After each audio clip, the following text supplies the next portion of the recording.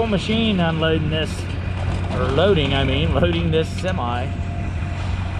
Well, I'm waiting to get my stuff off the gooseneck here. Pretty awesome machine.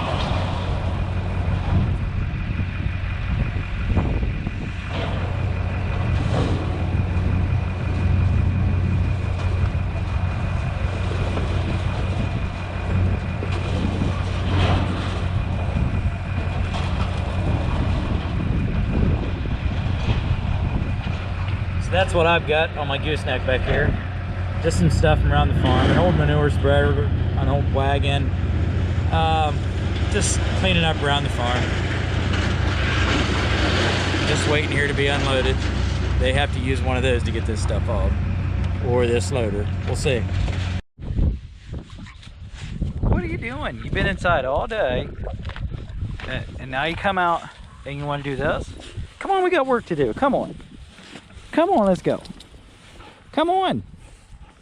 What are you doing? Come on. You're funny.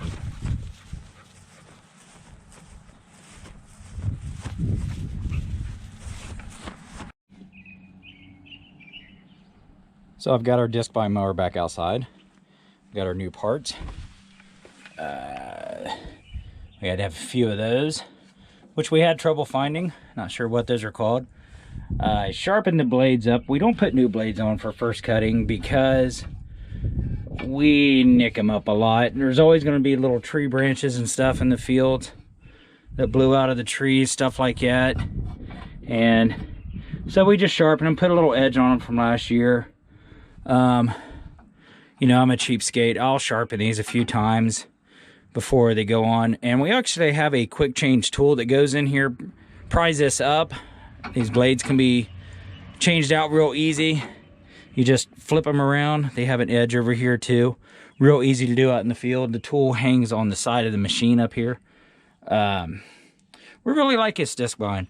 And one thing that we really like about this one compared to the ones we've had in the past, these steel rollers, they will crimp like a stem of alfalfa or a stem of grass every 3 to 4 inches, and they will break it.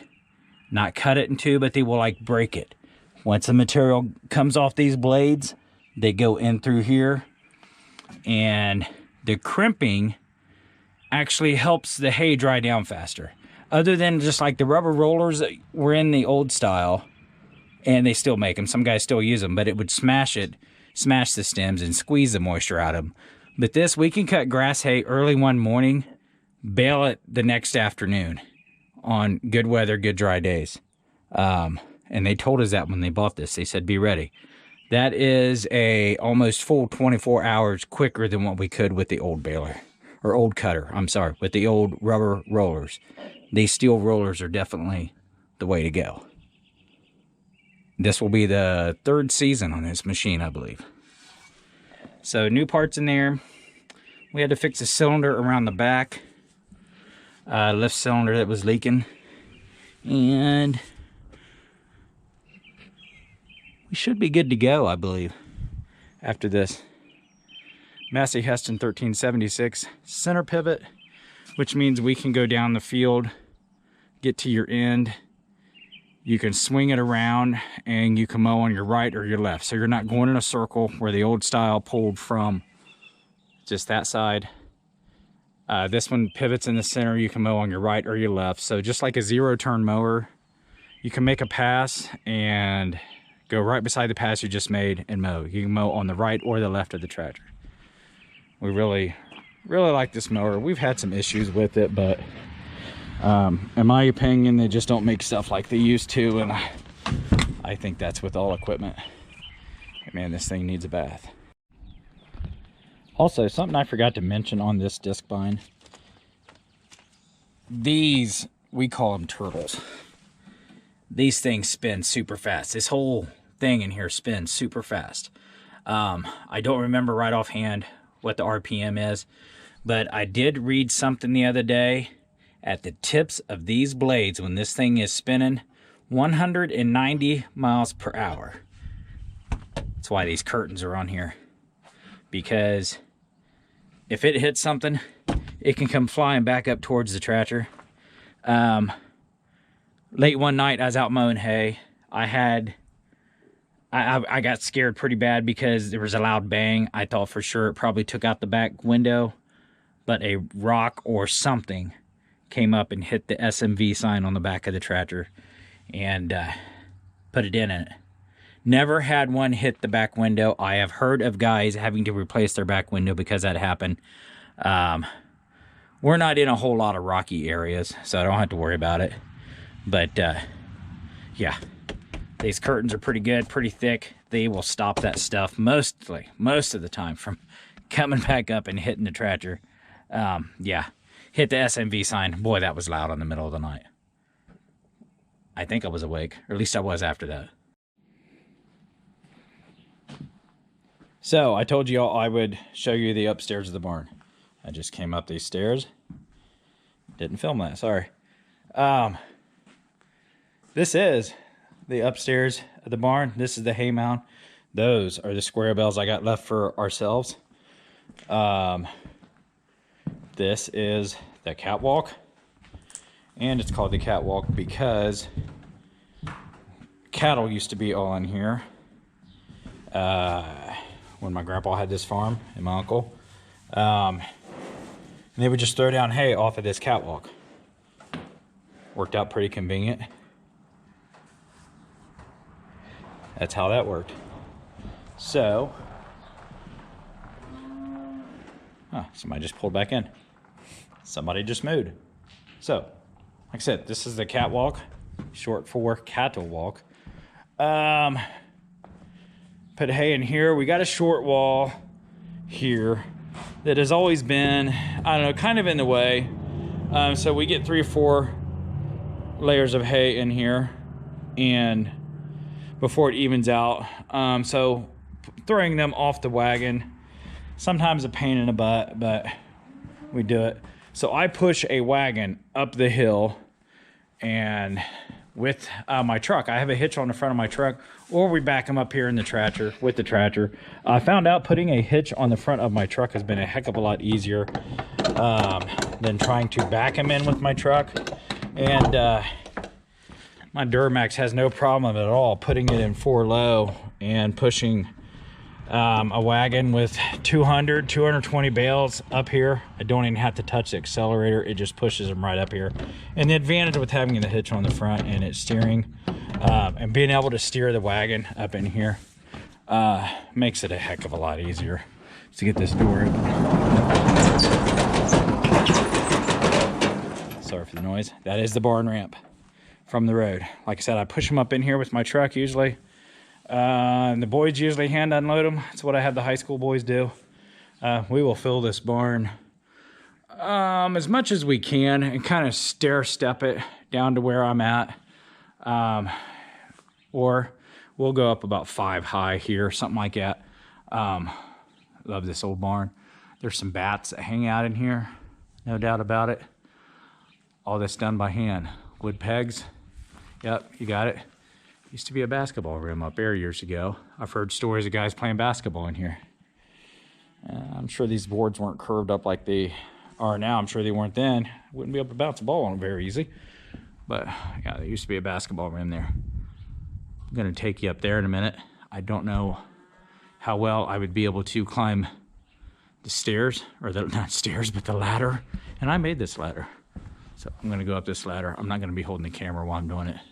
That is the old ladder that has been there for years. It was supposed to go in somebody's house, a relative's house, as a momentum type thing. I hit it with the wagon. Just about destroyed it. We cannot use that ladder anymore. I went up and down that ladder as a kid to go up here and stack hay. Several others have also. Check out that beam. Can you imagine having to set that beam in there by hand? My God, that thing's probably heavy. Okay, I'm gonna go up there. I'm gonna go up that ladder though. See you in a second. Okay, here we are. I climbed my ladder that is only held on by wire. Hello. Hey, it holds my big fat butt, so it'll hold the other kids. This beam, another massive beam. The notches in it. Done by hand. Crazy. Okay, that beam is impressive too. those notches by hand. But I think I've counted, this will hold about 800, almost 900 bales of hay in here. It doesn't go over to there, just to here. But the plan was last year to fill this with straw, just because we have to throw it up here off the wagons. But we didn't do that. That didn't happen. We just got busy. We started putting hay up here. It's kind of a pain in the butt to start out because you have to walk them clear back to there. I don't know if you can see that or not. That old track. If you've watched old videos and how they did hay, there was a rope connected to that and a big claw-like thing that would come down, and because that track goes clear across, would come down, lift loose hay off your wagon, pulled it up, the ropes, moved it over, dropped it, came back down, got more. No, we're not doing that anymore. I swept all this out the other day. It was, yeah, a little dusty. A lot of guys I've seen do not sweep out their hay mounds every year. I've had the boys tell me, because they'll work for other guys too. Other guys who do hay and stuff. And they don't like walking through all that loose hay. And who knows what's in it. We have cats around here. So what do cats do in loose stuff? Yeah, you know. Not pretty. Hi, kitty. So yeah. This is it. Another massive beam. We will stack hay up past that window, clear to the ceiling. Like I said, I think it's about 900 bales. We get clear out to here. The only bad part about this is that it's got to be done by hand. We can't use the grapple like I have on my loader to put hay in the new barn. But whenever the boys are available, usually the top 2 or 3 layers on the wagon. So usually we'll go like 5, sometimes 6 high on the wagons. Usually 5 when we're stacking them on edge. Top 2 or 3 layers, I'll have them throw up here. And the bottom 3 will go over there. Just only because when you get down to the 2nd or 3rd layer, it's a little harder to throw them up here, and it's just easier. So if we do it that way, it works out pretty good. Right below me, I like to put alfalfa hay and keep it separated from just grass hay, because it just works out better that way. And hay cures out really nice in this old barn. These old beams are sure impressive. Sure impressive. The wood nails, wood pegs. There you go. There they are, driven in from there. Just impressive. Impressive old oak wood. Try driving a nail through this. Good luck. It will bend. Yeah, you get just a little bit of this wood as hard as can be. And laying over there is some old beams. I have an idea for putting those in my house as exposed beams. I have the cathedral ceiling. Man, I think that'd look beautiful. Yeah, I think it would. That'd be a lot of work. I'd have somebody else do it. I would say there used to be something here that was taken out. That bolt, I doubt, is over 100 years old, so that was done. Probably to hold that together and keep it from splitting out. That'd be my guess. Impressive. Just impressive. If this old barn could talk. When I was a little kid, I don't know what age I was, but I do know I was up here with some other relatives, and when my grandpa made hay, the hay bales were heavy. They were wire tied, probably weighing 80 pounds at least. I went up and got a thermometer from Grandma, a cooking thermometer, brought it back up here in the very top of the hay mound up against the roof where I was stacking hay. The guy's throwing hay to me. We kind of had a system going. It was 112 degrees up there. No wonder we were soaking wet. Yeah. Boys, I'm counting down. 10 days. 10 days. We're moving on to the next life. Oh, I'm sure the people from PETA are gonna love me. Eat up, get fat. So our baler, Massey Ferguson, or Massey Heston, 1840. Got it in here. A couple little things we got to do. I waxed this baby up and put a tarp over it over the winter. Yeah, trying to keep it clean. I'm gonna get some lights turned on here and show you what I just did a little bit ago. Just getting it ready. Like I said, we like this baler. We like the inline design. It follows right behind the tractor. Safe for going down the road. We like the wide pickup. Man, that thing is wide. Makes a really nice bale. 110 strokes per minute, I believe it is. And that is every time the plunger goes back and forth and, you know, packs the hay. Has a fan on it there to keep the knotters clean. That hood is up right now. Yeah, we really like this baler. We've got the preservative kit on it. We got the hose off right now and the nozzle off. We did that last fall, I forget for whatever reason, but we can do that if we're baling high moisture hay. We have to use the preservative. Safe for horses. If it is in your hay, I will let you know. And if you need a MSDS sheet on it, I will supply you with that. Or give you all the information you want to know on that chemical. The knotters. Man, those things just, those are impressive when they work. They are like super fast. The way that they tie string. There's no hay in here right now because we clean it out every winter. I'm going to get some lights turned on here so I can show you more. Okay, those things down there, they're called the knives.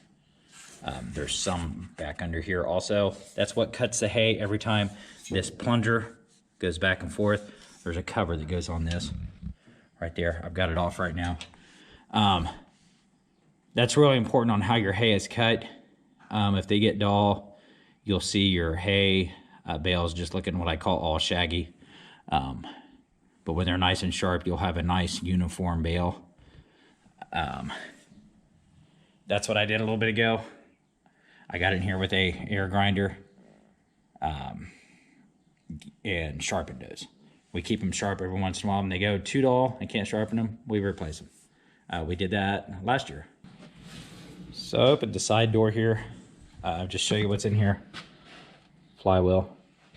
When we break a shear bolt, breaks that right there. Keeps you from breaking anything in here. Yeah. Yeah, we break those sometimes. And it's usually when it's 110 degrees outside and you really don't want to stop baling. You just want to keep cruising. Keeping those knives sharpened that I just showed you. That'll save you from shearing a lot of those. Shear bolts, that's what they're called. We keep extras with us and the wrenches to change them. About a 15-minute deal, but you got to change them. All your chains and stuff in here, I need to get these lubed. I clean this out every year because usually all this will pack full with shaft, dust, whatever. We've been keeping a leaf blower. Oh, that needs a little thing in it. We've been keeping a leaf blower with us to keep us blowed out. A battery-powered leaf blower to keep it blowed out. But in my opinion, I've never seen a baler pack so much junk in here, and these chains will run in that junk. It seems to me that's just a bad deal. So we try and keep it blowed out. Okay, the knotters. Like I said, we don't have any hay in here right now. The counter, we always reset that back to 0 every time we start. This hood comes down.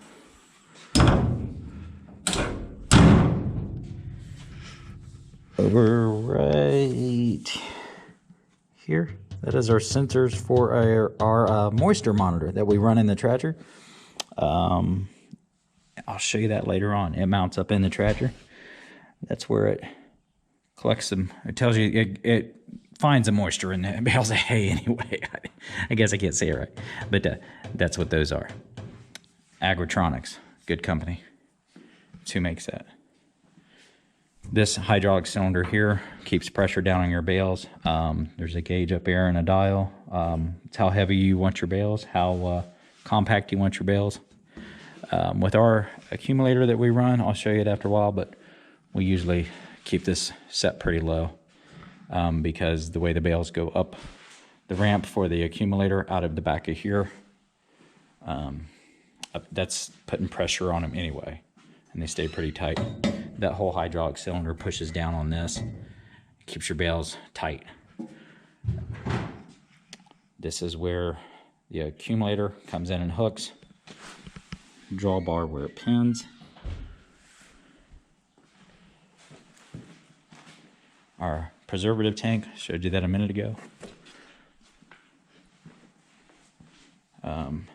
Our accumulator has lights on it, warning lights, turn signals, all that.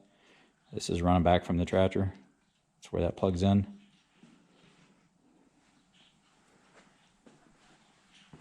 That is, oh, let me show you. On each side, it has one of these.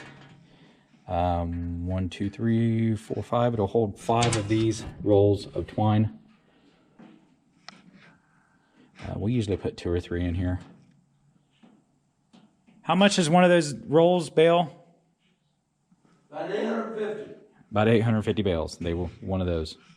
Bale. 2, it takes 2. Well, 2, yes. A set. Good baler. We like this one. We think we got it tuned like last year or timed, and it is baling really well. When it bales well, you just keep baling all day, and you can put out a lot of bales in a day's time. Our tedder. This folds down. This is called a 4-basket. Each one of these is called a basket. This is a 4-basket tedder. This is a Cetrix, might be saying it wrong, 5200H. When I bought this, my salesman told me, hey, we know how many acres you guys cover. Use this for a couple years, trade it back in, get another one, or you'll be replacing parts like crazy. Only thing that we have replaced, these bushings in here. I mean, fields aren't smooth. A lot of wobbling, a lot of wear and tear on those bushings right there. We have replaced those bushings. Teeth. These teeth, we go through them all the time. As you can see, this one only has 1. Yeah, and believe it or not, and we hate it, but these wind up in a bale of hay sometimes. Not a good thing. This thing, I did not get it cleaned up last fall. I hate that. It will get cleaned up. It will get greased, serviced, checked the gearbox, all that stuff. It'd be ready to go. This is one thing that I'm hoping our 460 International that I bought over the winter is going to pull this and our rake. I'll get to our rake probably in another video. It's out behind Mom and Dad's house. This is our accumulator. This does 10 bales on edge. Bales come out of the back of the baler, go up through here. They twist so that when they fall up here, make the slide, they will be on their edge. They come out of the back of the baler, strings up. And I'll get videos of all this once we start baling. Pretty cool. We put a little tray down here thinking, oh, you know, this would be a great place to store stuff. Maybe trash. Guess what? It collects loose hay. That was probably not a good idea. The loose hay that falls down out of the slide here. Yeah. We put a camera in. Yeah. We have is powered off of the running lights of the tractor, so we just run our parking lights on the tractor. We have a camera and a monitor in the tractor. We actually run 2 cameras. There's one on the back of the tractor also looking at the pickup that we are going to change it, I believe, and put it on the knotters of the baler. I don't know. Dad and I still got to talk about that. But your bales will slide down here. First 2 bales come into here. Once they do, trips this. Your 3rd and 4th bale come down through here. We'll trip that. 5th and 6th bale in there, and so on until, see, I'm thinking 7 and 8 go over there on that side. Your last 2, 9 and 10. Yeah, this thing's still sitting where it was all winter. I have not pulled it out yet. 9 and 10 come down through here. Trip that lever, trips this gate, lays down 10 bales on the ground. Pretty sweet deal. When we started out, we ran with a 4-bale for years. My grapple would pick up 4 more for a total of 8, set them on the wagon flat. This does it on edge, 10 bales on edge. We retrofitted my grapple. I'll show you that here in a second. It goes on my loader. To pick up 10 bales. It's made to pick up 8. We put more teeth on it, put the sidebar out on the side a little more. We can pick up 10 flat. This is a great way to do hay. 2 guys can bale hay all day long. We're going to try and have a 3rd guy this year for raking and tethering, because lots of times Dad will go and bale. I'll get it all raked up into windrows. He will go and bale, and I may have to be raking the next field or whatever. Lots of times I am not in the same field that Dad is. I don't like that for safety reasons. He's getting older, but I keep an eye on him. I keep in touch. And he knows not to overdo it, but he's sitting in an air-conditioned cab also. And he usually stays well hydrated. My friends know what I'm talking about there. Yeah, this is that. This is the way to bale hay. Okay. And you see why we have a camera. The reason for the camera is that if things don't go right and they get bunched up back here, hay will just start piling up here at the top, and you'll have a mess. With the camera, you can see if the bales get stuck, if the first bale gets stuck or whatever, before you have a huge mess. My dad's 75 years old. To get up there and to pick up that mess, you gotta climb this up there and get that. I don't need my 74-year-old dad, or 75, I'm sorry, climbing up here and getting the bales unstuck. So if he sees the first one get stuck on the camera, it's usually a lot easier to dislodge one than to dislodge 5 or 6 of them, and you don't have to climb up here. So we can fix that. If you see a bale's coming up through there and it doesn't have string on it when it falls, you better stop and clean that out, or you're gonna have a heck of a mess. That's why the camera is there, and actually it is a really good view. Plus, going down the road with no hay in here, I can see if someone's behind me. Otherwise, it's hard to see through here and see if there's a car that is tailgating you. With that camera, I can see if someone's directly behind me. Has lights, has turn signals, of course. Pretty sweet deal. And the guy I bought this off of, a salesman, not going to give his name right now. He knows who he is. Gave me a really sweet deal on the trade-in for our 4-bale accumulator for this one. And this sure makes life easy. No doubt about it. Layla, what you got to say to everybody? Anything?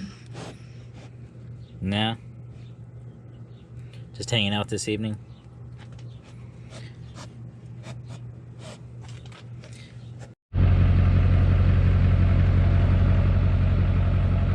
Good morning. Sun's coming up nice and bright. This morning we're going to Sabina, American Equipment Services. Tractor needs a little bit of repairs. Took it there a while back. They made a list. Parts are in, finally. Taking a while to get parts for anything now these days. And this will be the last little bit of warranty work on this machine. And they've been real good to us. Got her chained down, hooked up. Let's get going. And we're here. It's pretty cool that it's only about 10, I don't know, 12 minutes away. We'll get in here, get her unloaded, talk to Ryan, and get back home.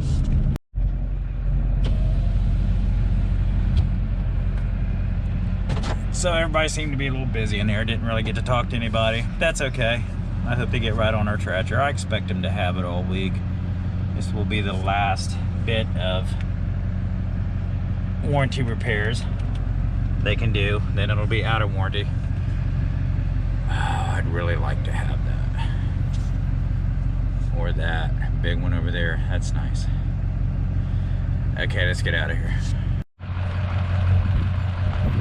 So I'm helping my neighbor clean out his barn. I need to sell some hay. He has hay. So I'm kind of buying and reselling. Don't like to do that too much, but I'll do this for him. So far today, I've handled 270 bales. They're probably 60 pounds or better. Do the math on that, I just did. 16,200 pounds. I'm not bragging or anything, but that's what I've lifted today, and the day's not over yet.